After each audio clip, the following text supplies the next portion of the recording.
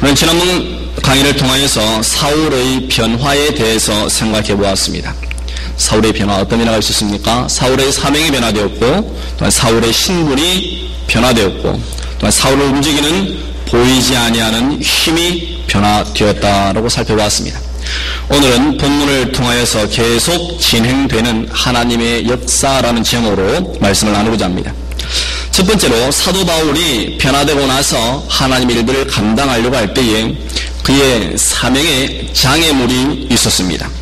23절에서 26절까지가 그 장애물에 대해서 기록을 하고 있는데, 장애물 첫 번째는 바로 생명의 위협이었습니다. 예수님의 핍박자였던 사울은 다메섹 도상에서 예수님을 만났습니다. 빛 가운데 오신 예수님으로부터 그는 사명을 받았습니다. 어떤 사명입니까? 이방인을 위한 전도자의 사명, 그릇으로 사울은 사명을 받고 곧바로 다메섹으로 갔습니다. 그곳에서 사울은 유대인들을 굴복시켰습니다. 22절 말씀입니다. 한번 같이 읽어볼까요? 시작. 사울은 힘을 얻어 예수를 그리스도라 증명하여 다메섹에 사는 유대인들을 굴복시키니라. 아멘. 이렇게 사명을 받아서 예수님을 그리스도라고 증명하면서 유대인들을 굴복시키는 열정이 그를 사로잡았습니다. 그러나 사울에게 주신 사명에는 장애물이 있었습니다. 이 사명의 장애물 외에도 사명의 장애물에는 외적인 장애물과 내적인 장애물이 있을 수가 있습니다. 그런데 사울에 대한 이 사명의 장애물은 바로 외적인 장애물이었습니다. 자기 자신 안에 있는 장애물보다도 외부의 요인으로 말미암는 장애물이 많았습니다. 23절 말씀을 보시면 여러 날이 지남에 유대인들이 사울 죽이기를 공모하더니 그랬습니다. 24절도 그를 죽이려고 밤낮으로 성문까지 지켰습니다. 29절 말씀도 주 예수의 이름으로 담대히 말하고 헬라파 유대인들과 함께 말하며 변론하니 그 사람들이 죽이려고 힘쓰거늘. 사울은 하나님께서 주신 이 전도자의 사명을 감당하기 위하여서 최선을 다하고 힘을 얻어서 증명하고 있는데, 사람들은 죽이려고 그를 공모하고 밤낮으로 성문을 지키고 힘썼다고 성경은 말하고 있습니다. 한마디로 말하면 사람들이 그를 죽이려고 한 것입니다. 사명자에게는 생명의 위협이 항상 따르게 마련입니다. 가나안 땅을 정탐하고 돌아온 12명의 정탐꾼 가운데 하나님의 뜻대로 보고한 2명의 정탐꾼이 있었습니다. 이 두 정탐꾼은 그는 우리의 밥이다, 정녕 하나님께서 우리에게 그 가나안 땅을 주셨다라고 믿음의 보고를 하였습니다. 그 결과가 무엇입니까? 돌에 맞아 죽을 뻔했습니다. 민수기 14장 10절 말씀에 온 회중이 그들을 돌로 치려 하는 동시에 그들의 생명의 위협을 분명히 받았습니다. 예수님께서도 수많은 군중들이 돌을 든 때가 있었습니다. 요한복음 10장 31절에 유대인들이 다시 돌을 들어 치려 하거늘. 이렇게 사명을 감당할 때에는 생명의 위협이 다가옵니다. 심지어 스데반은 자신의 사명을 감당하다가 군중들이 돌에 맞아 죽었습니다. 순교하였습니다. 이렇게 사명을 감당하다 보면 생명의 위협을 받을 때가 있으며 오히려 순교를 당할 때도 있습니다. 사울도 마찬가지였습니다. 예수님의 핍박자였던 그를 이방인의 그릇으로 부르신 주님의 부르심에 순종할 때에 그에게 돌아오는 것은 사람들의 생명의 위협이었습니다. 그러나 사울은 생명의 위협 앞에서 조금도 굴하지 않는 모습을 그는 보여줍니다. 사도행전 20장 24절 말씀에 보면 나의 달려갈 길과 주 예수께 받은 사명 곧 하나님의 은혜의 복음 증거하는 일을 마치려 하면은 나의 생명을 조금도 귀한 것으로 여기지 아니하노라 그랬습니다. 나의 생명을 조금도 귀한 것으로 여기지 아니하노라. 이것이 사도 바울의 고백이었습니다. 여러분, 베드로도 마찬가지였습니다. 자기의 생명보다도 하나님의 살아계심 앞에 설 줄 아는 자가 베드로였습니다. 사도행전 4장 19절 말씀에 베드로와 요한이 대답하여 가로되 하나님 앞에서 너희 말 듣는 것이 하나님 말씀 듣는 것보다 옳은가 판단하라 그랬습니다. 이처럼 사명의 장애물로 다가오는 생명의 위협에도 물러서지 않고 강하고 담대하게 믿음의 주요 또 온전케 하시는 이인 예수 그리스도만을 바라볼 수 있기를 예수님의 이름으로 축원합니다. 여러분, 사명자에게는 분명히 장애물이 있습니다. 두 번째 장애물은 사도 바울에게 주위의 불신이 장애물이었습니다. 사도 바울의 과거의 그림자를 계속해서 보는 자들이 있었다라고 하는 것입니다. 사울은 이제 변화된 사람입니다. 많은 사역도 감당했습니다. 그래서 자신에게 주어진 그의 사명을 감당하기 위해 예루살렘으로 올라갔습니다. 26절 말씀에 사울이 예루살렘에 가서 제자들을 사귀고자 하나 다 두려워하여 그의 제자됨을 믿지 아니하니. 여기서 말하는 제자들은 바로 예수 그리스도의 제자입니다. 예수님의 제자들인데 사도들이죠. 그런 예수님과 3년을 지냈던 제자들을 사귀고자 예루살렘으로 올라갔습니다. 그러나 그에게 다가온 것은 반대가 아니었습니다. 오히려 냉소였습니다. 제자들이 두려워했습니다. 또한 사울이 예수님의 제자가 되었다는 것을 믿지를 않았습니다. 이러한 주위의 불신이 사울의 사명을 방해하는 장애물의 역할을 한 것입니다. 이런 주위의 불신이 무엇입니까? 바로 예수님을 믿기 전에 그의 과거의 그림자가 그에게 아직 머물러 있는 것입니다. 사람들은 그렇습니다. 변화된 현재의 모습을 볼 줄을 알아야 합니다. 우리는 사람들이 변화되었다 그러면은 네가 옛날에는 이랬다 저랬다 항상 예전을 생각하죠. 과거만을 바라보는 것이 우리의 모습입니다. 항상 과거에 매여서 과거의 어두운 그림자만을 보는 것입니다. 이것이 사명을 감당하지 못하도록 하는 장애물입니다. 그러나 하나님께서는 우리를 그렇게 보시지 않습니다. 사람들은 우리의 과거를 보고 오해하고 불신할지 모르지만 하나님께서는 우리의 과거를 보지 않습니다. 고린도후서 5장 17절 말씀에 그런즉 누구든지 그리스도 안에 있으면 새로운 피조물이라. 이전 것은 지나갔으니 보라 새 것이 되었도다. 이전 것은 지나갔으니 보라 새 것이 되었도다. 예루살렘에 있는 제자들은 사울을 바라볼 때에 이전 것을 바라보고 믿지 아니하고 두려워했지만 사울을 부르신 예수님은 하나님은 이전 것은 지나갔다. 이제 사울은 새롭게 되었다라고 말씀해주고 계시는 것입니다. 예레미야가 3장 23절 말씀에도 이것이 아침마다 새로우니 주의 성실이 크도소이다 그랬습니다. 하나님께서는 날마다 새로우신 분이십니다. 날마다 새롭게 우리를 바라보시고 날마다 우리에게 새로운 사명을 주시는 분이십니다. 그런데 우리는 과거만 바라보고 과거에 매여서 내가 옛날에 어떻게 살았다, 저 사람이 옛날에 어떻게 살았다, 우리는 과거에 매여있는 자들이 아닙니까? 우리 주님과 같이 날마다 새로운 이런 삶을 살 수 있기를 주님의 이름으로 축복합니다. 사람들은 우리의 과거를 보지만 하나님께서는 우리의 미래를 보신다는 사실을 반드시 믿어야 합니다. 아직도 과거에 얽매여 있는 성도들이 계십니까? 그 울타리에서 나와야 합니다. 그것은 결코 하나님께서 주신 사명을 감당하는 데 도움이 되지 않습니다. 주님께서는 과거를 묻지 않으십니다. 현장에서 가늠하다가 잡혀온 여인에게 예수님께서는 무엇이라고 말씀하십니까? 그의 과거의 행적을 물어보십니까? 네가 어떻게 하다 잡혔느냐? 네가 어떻게 했느냐? 그렇게 묻지 않으십니다. 요한복음 8장 11절 말씀에 대답하되 주여 없나이다. 예수께서 가라사대 나도 너를 정죄하지 아니하노니 가서 다시는 죄를 범치 말라 하시니라. 가서 다시는 죄를 범치 말라. 이것이 예수 그리스도의 방법입니다. 사람들을 바라보시는 방법입니다.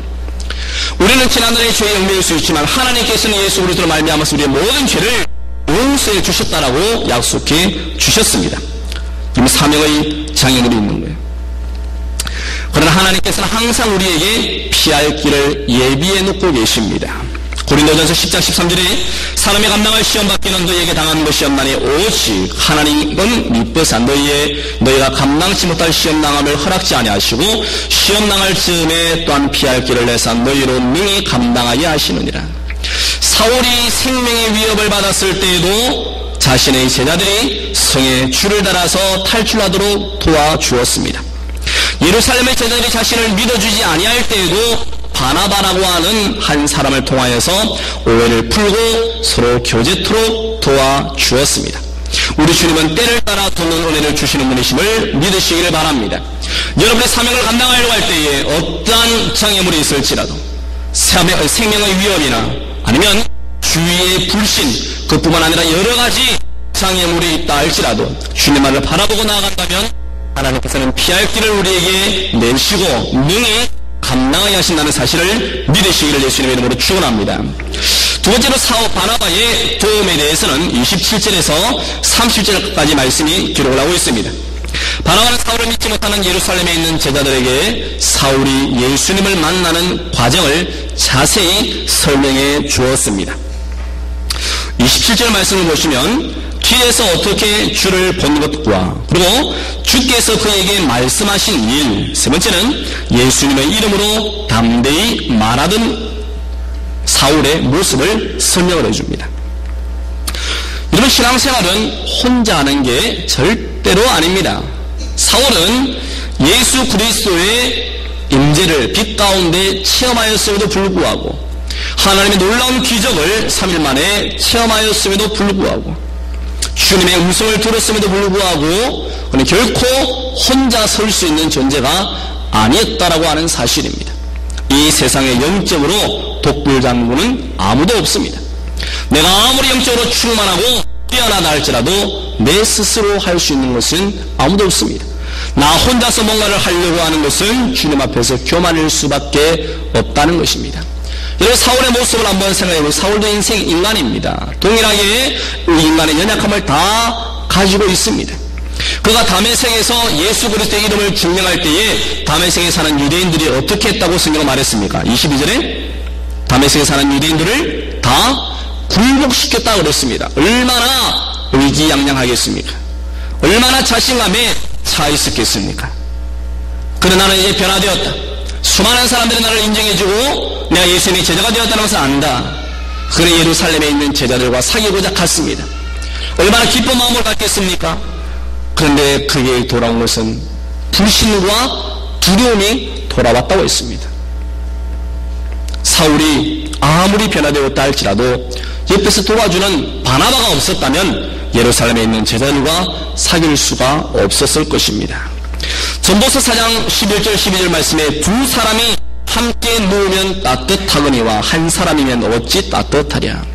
이런 한 사람으로서는 따뜻할 수 없다는 것입니다. 두 사람이 있어야 따뜻합니다. 12절 말씀, 한 사람이면 피하겠거니와 두 사람이면 능히 당하나니 삼겹줄은 쉽게 끊어지지 아니하느니라.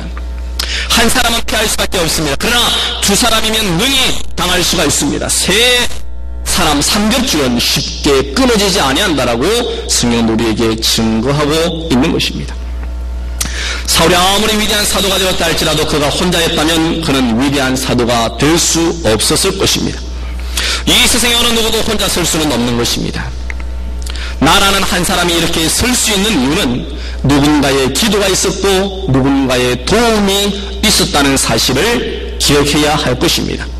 결과적으로 사울은 위대한 사도가 되었지만 바나바의 역할이 없었다면 그는 힘들었을 것입니다. 사랑하는 성도 여러분, 여러분에게는 바나바와 같은 분들이 있습니까? 아니면 여러분이 누군가의 바나바입니까? 바나바는 사울에 대한 오해와 불신을 말끔하게 씻어 주었습니다. 28절 말씀 함께 읽어보겠습니다. 시작.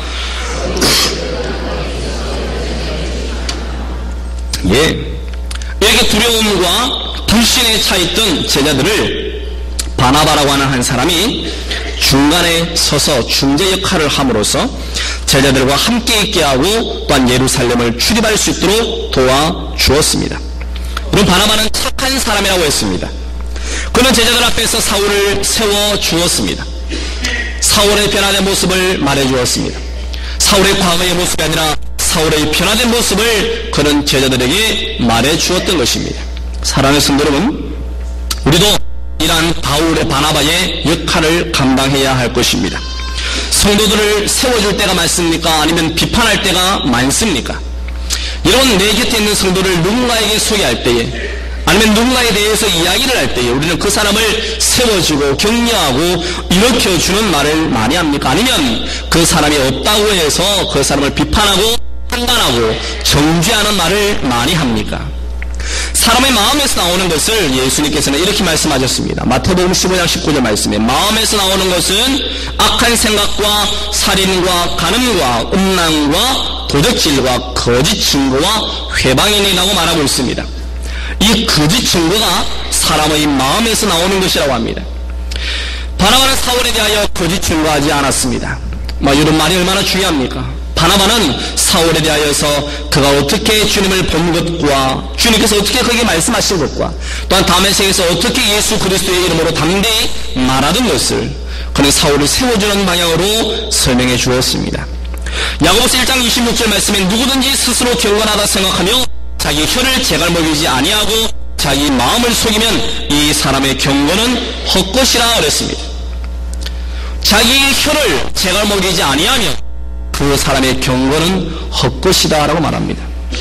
야고보서 3장 8절도 혀는 능히 길들일 사람이 없나니 쉬지 아니하는 악이요 죽이는 독이 가득한 것이라 그랬습니다.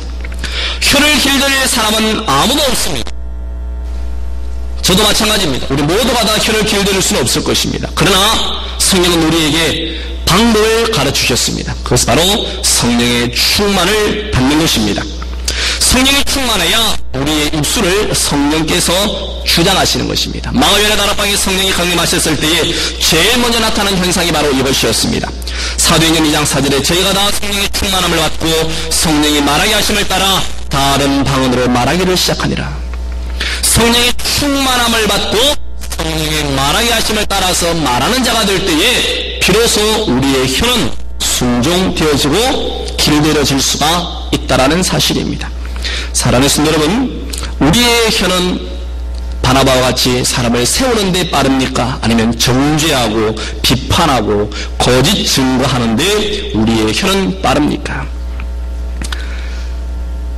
저는 내 안에 중요한 원리가 하나 있습니다. 그것은 직접 듣거나 확인하거나 보지 않은 것은 절대로 판단하지 않겠다라는 것입니다. 수많은 사람들이 이야기를 합니다. 건너서 이야기를 합니다. 저는 한 10수년 전에 이런 이야기를 들었습니다. 어떤 선배가 말을 하고 대화를 하는 가운데 암이 걸렸다라는 말을 하는 거예요. 암이 걸렸다. 그래서 저는 누군가가 진짜 암이 걸린 줄 알았습니다. 그래서 좀 물어봤습니다. 야, 누가 암이 걸렸다고 하는데 누군지 아느냐 물어봤습니다. 아무도 모르고 아무도 암이 걸린 사람이 없습니다. 그래서 나중에 듣고 보니까 그냥 그 상황을 진단하는 거예요. 공동체가 지금 암이 걸린 것과 같이 아주 지금 건강하지 못한 공동체다. 그 말을 앞에 다 잘라버리고 늦게 들어가서 들었더니 암이 걸렸다 소리만 저는 들은 것입니다. 저는 순간 한 하루 정도는 누가 암이 걸렸을 텐데 생각했습니다. 사랑하는 성도 여러분, 이렇게 우리는 자신이 직접 체험하지 아니하고 경험하지 아니하고 자신이 직접 듣지 아니하고 보지 아니하고 만져보지 않았는데 우리는 다른 사람들에게 이 말을 전달해서는 안 되는 것입니다. 바나바와 같은 역할을 한다면 세울 수 있지만 다른 역할을 한다면 그 사람을 죽이고 말 것입니다. 바나바와 같이 남을 세우고 배려할 줄 알고 변화된 모습을 인정해주고 다른 사람들과 사이에서 중재할 수 있는 성도님들이 다 되시기를 예수님의 이름으로 축원합니다. 세 번째는 31절 말씀인데요. 우리 든든히 서가는 교회에 대해서 한번 살펴보겠습니다. 사울과 바나바의 제자들의 사역을 통하여서 하나님께서는 계속해서 역사해 주셨습니다. 그 결과가 어떻습니까? 31절 말씀 다시 한번 더 믿음으로 읽어보겠습니다. 시작. 그리하여 온 유대와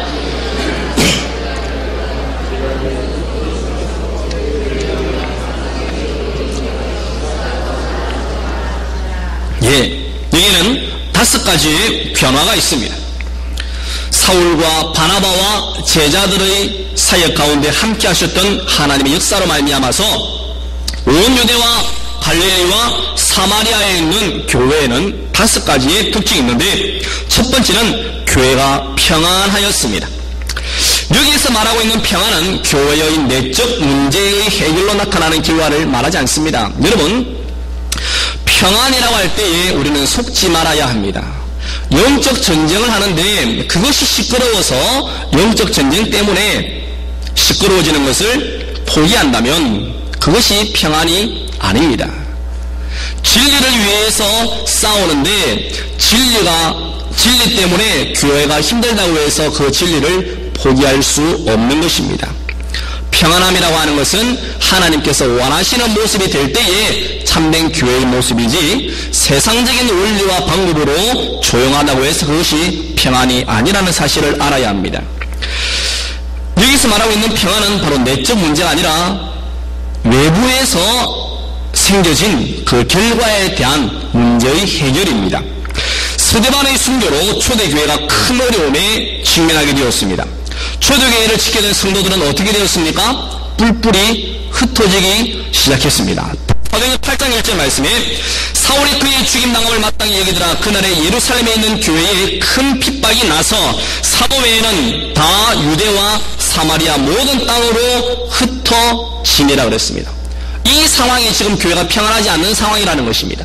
외부에서는 박해와 핍박과 순교로 말미암아서 온 성도들이 사도 외에는 다 유대와 사마리아 땅으로 흩어졌다는 거예요.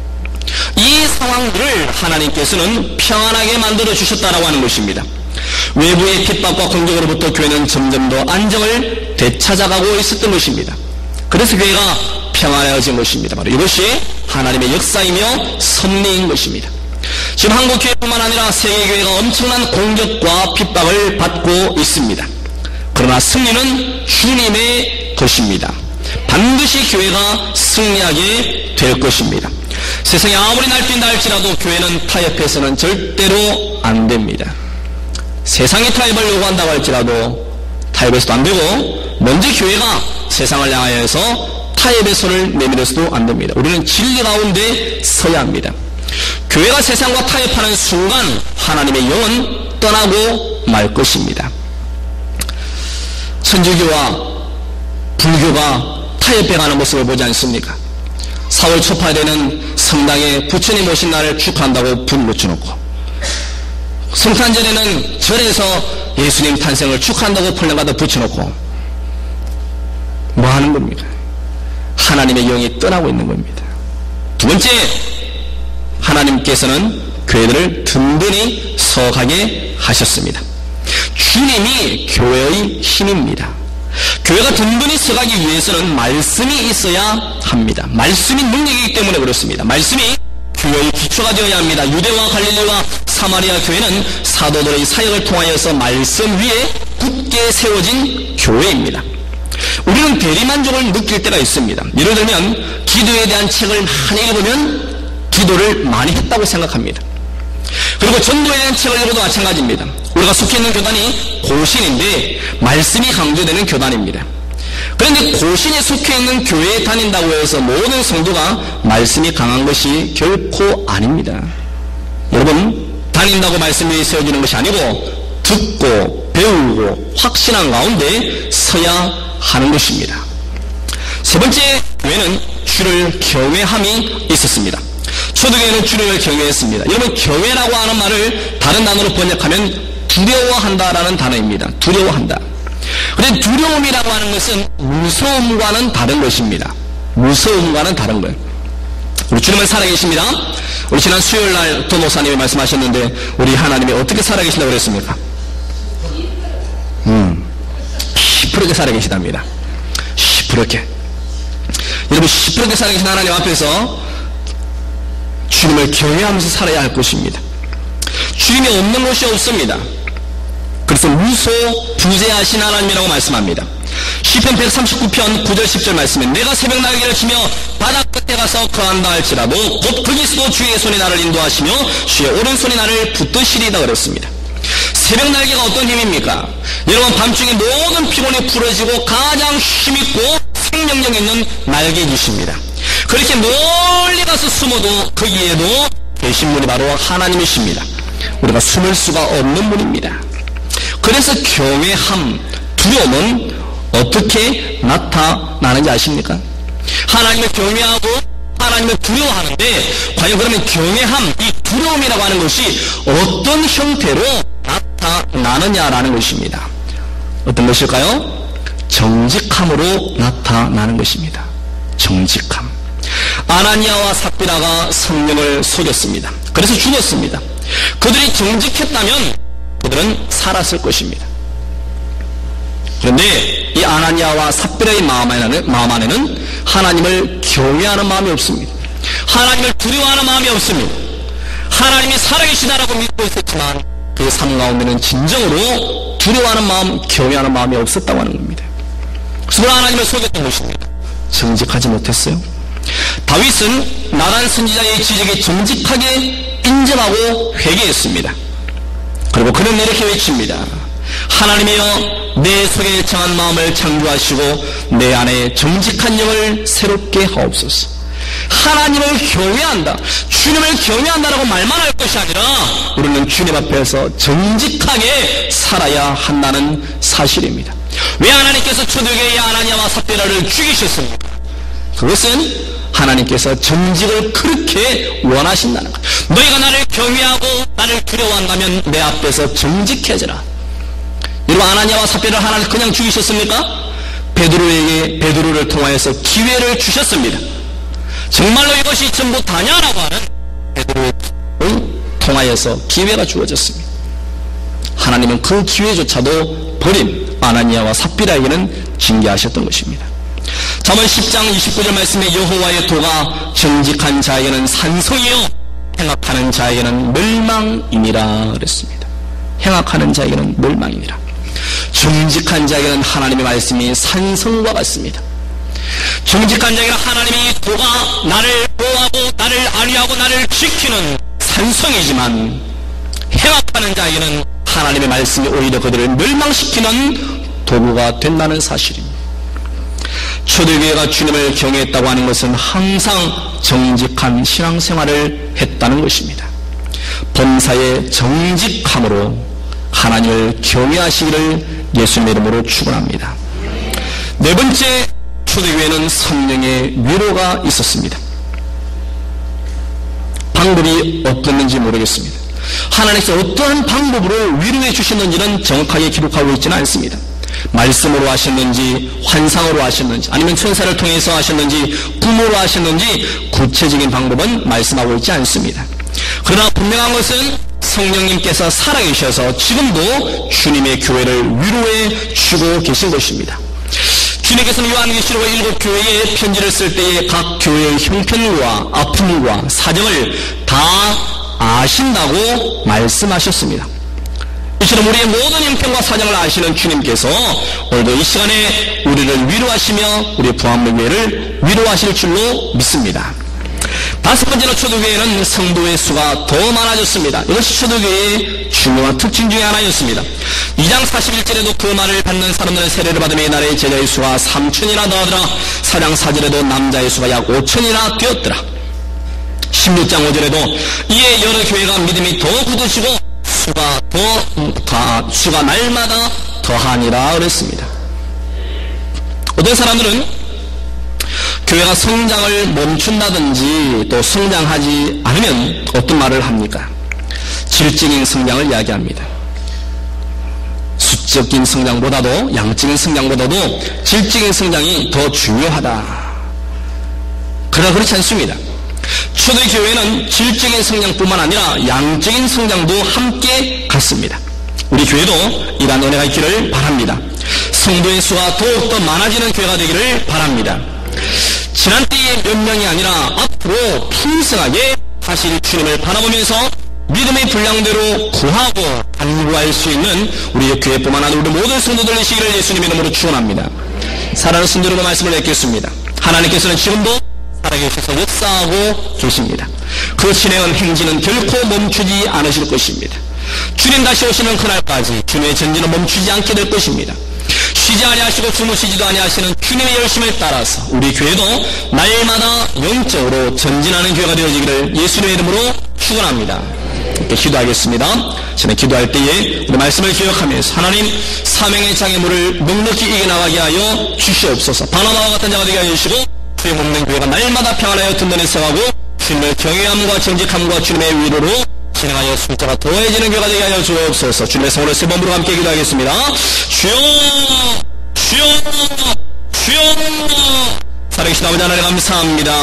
아버지 하나님, 참으로 우리가 주님의 사명을 감당할 때에 우리에게 다가오는 많은 방해물들이 있을 것입니다. 그러나 이러한 장애물들이 있을지라도 믿음만을 가지고 주님만을 바라보고 나아갈 때에 주님께서 피할 길을 내시고 넉넉하게 승리하게 하실 줄로 믿습니다. 아버지 하나님, 또한 바나바와 같은 자가 되기를 원합니다. 다른 사람을 세워주고 과거의 모습에 얽매이는 자가 아니라 앞으로 다가올 미래를 바라보면서 아버지 하나님 참으로 세워주며 인정해주고 격려해주는 바나바와 같은 자가 되기를 원합니다. 또한 주의 말씀과 같이 하나님 든든히 서가는 교회가 되기를 원합니다. 평안에 가는 교회가 되기를 원합니다. 주님을 경외하는 정직한 교회가 되기를 원합니다. 성령의 위로받는 교회가 되기를 원합니다. 신뢰와 역사가 더 많아지는 교회가 되기를 원하오니 하나님이여 도와주옵소서. 성령이여 역사하여 주옵소서. 오직 아버지 하나님 주님을 의지하며 성령의 위로가 넘쳐나는 교가 될 수 있도록 주님 축복하여 주시옵소서.